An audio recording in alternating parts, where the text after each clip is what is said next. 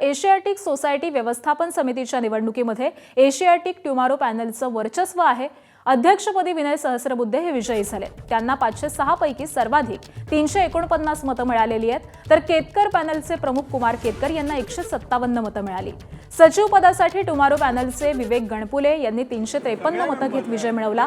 केतकर पॅनलचे CM पौळशील यांना 149 मतांवरतीच समाधान मानावं लागलंय, तर उपाध्यक्ष पदाच्या 4 जागांवरती देखील ट्युमारोचाच विजय झालेला पाहायला मिळतोय।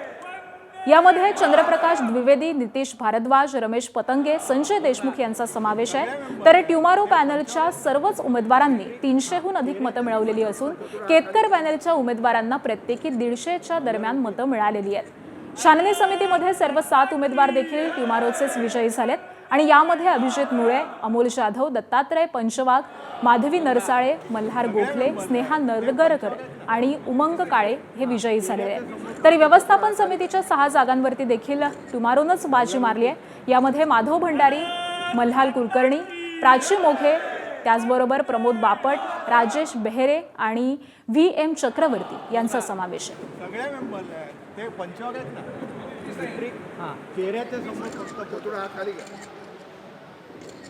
मल्हार ओके।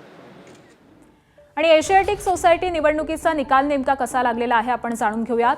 अध्यक्षपदी सहस्रबुद्धे यांची निवड झालेली आहे, तर विनय सहस्रबुद्धे यांना 349 मतं मिळालेली आहेत आणि त्यांच्या विरुद्ध असणाऱ्या कुमार केतकर यांना 157 मतं मिळाली आहेत।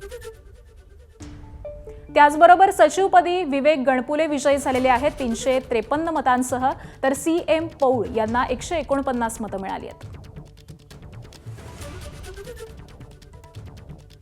त्याचबरोबर उपाध्यक्षपदी चंद्रप्रकाश द्विवेदी विजयी झालेले आहेत, तर नितेश भारद्वाज हे देखील विजयी झालेत।